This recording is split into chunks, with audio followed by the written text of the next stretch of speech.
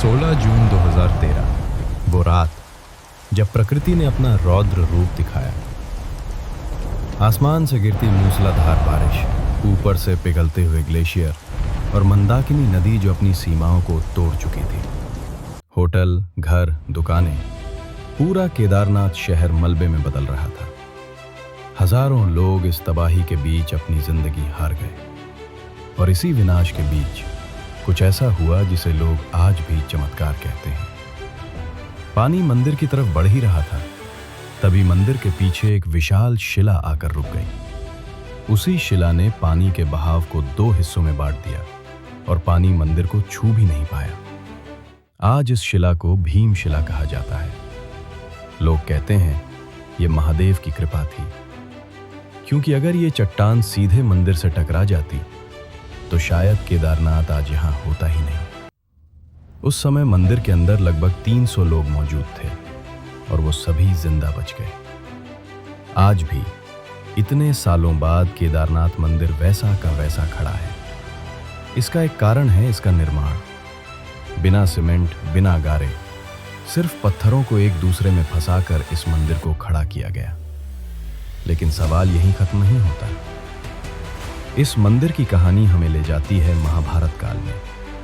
कुरुक्षेत्र युद्ध के बाद पांडव अपने पापों का प्रायश्चित करना चाहते थे, लेकिन महादेव उनसे नाराज थे और वो उन्हें दर्शन नहीं देना चाहते थे। इसलिए वो नंदी यानी बैल का रूप धारण करके जानवरों के झुंड में छिप गए। भीम ने अपना विशाल रूप धरा और 2 पहाड़ों पर पैर जमा दिए। बाकी जानवर तो निकल गए, लेकिन नंदी रूपी शिव रुक गए।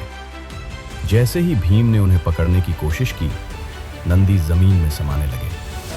भीम केवल उनकी पीठ पकड़ पाए।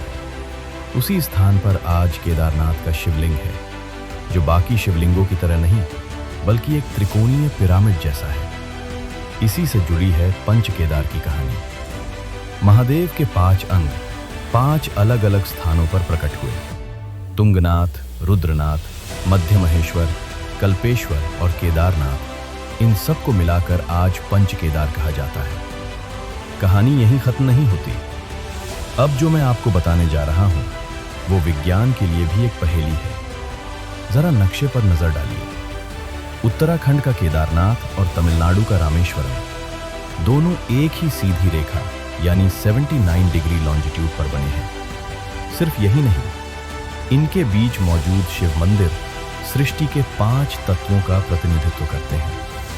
आंध्र प्रदेश का श्रीकालहस्ती यानी वायु, तमिलनाडु का जम्बुकेश्वर यानी जल, अरुणाचलेश्वर यानी अग्नि, एकाम्बेश्वर नाथ यानी पृथ्वी और थिल्लई नटराज यानी आकाश।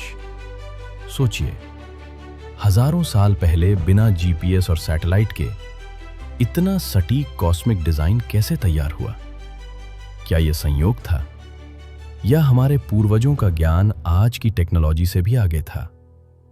रहस्य का एक और अध्याय सर्दियों में खुलता है। जब केदारनाथ 6 महीने के लिए बंद होता है और पूरा इलाका बर्फ में दब जाता है, तब इंसान वहां नहीं जा सकता। लेकिन 6 महीने बाद जब कपाट खुलते हैं, तो मंदिर के अंदर अखंड ज्योति जलती मिलती है। सफाई ऐसी जैसे कल ही पूजा हुई हो। कहते हैं उस वक्त देवता और गंधर्व खुद महादेव की आरती करते हैं।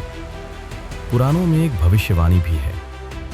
जिस दिन नर और नारायण पर्वत आपस में मिल जाएंगे, बद्रीनाथ और केदारनाथ का रास्ता हमेशा के लिए बंद हो जाएगा। तब भक्तों को भविष्य केदार में दर्शन होंगे। केदारनाथ सिर्फ पत्थरों से बना मंदिर नहीं, बल्कि एक एहसास है। कहते हैं यहां वो नहीं आता जो आना चाहता है, यहां वही आता है जिसे बाबा खुद बुलाते हैं। सोचिएगा जरूर, जब प्रलय में सब कुछ बह गया, तो ये मंदिर क्यों खड़ा रहा? शायद ये बताने के लिए कि अंत में धन, दौलत और अहंकार सब मिट जाता है। बचता है तो सिर्फ शिव, क्योंकि शिव ही आदि है और शिव ही अनंत। अगर आप भी महादेव के भक्त हैं तो सब्सक्राइब करें अनाम प्रवासी। कमेंट में हर हर महादेव गूंजना चाहिए। फिर मिलेंगे एक नए रहस्य के साथ।